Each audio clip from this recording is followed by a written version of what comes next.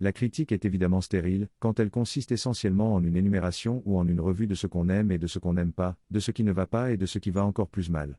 Certes, quand vous devez analyser une chose, il est souvent nécessaire de commencer par en faire un diagnostic. Et l'idée d'un diagnostic implique d'éclairer les dysfonctionnements. Mais là où l'analyse se distingue de la critique, c'est qu'elle s'attache à comprendre les raisons des dysfonctionnements, et qu'elle s'efforce d'en proposer des solutions. Fondamentalement, la critique est une réaction émotionnelle qui essaie de se maquiller sous les traits d'un propos raisonnable, mais qui se trahit toujours en confisquant le propos au niveau de quelque forme de jugement de valeur, de jugement moral.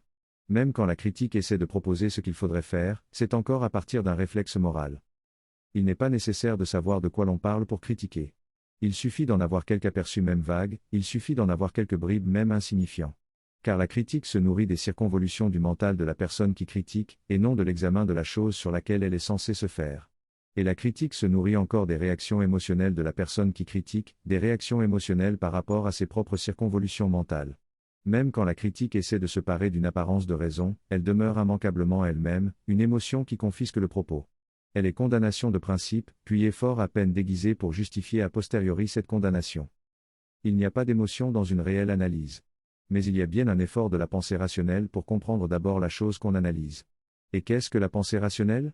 C'est la pensée qui considère que la connaissance n'est pas du côté de la réaction subjective aux choses, mais qu'elle est plutôt du côté de la prise d'information sur les choses.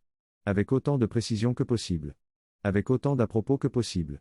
S'il y a une émotion dans l'analyse, cette émotion est un désir, et c'est le désir de comprendre. Non pas le besoin de se faire sa propre opinion, mais bien le désir de comprendre.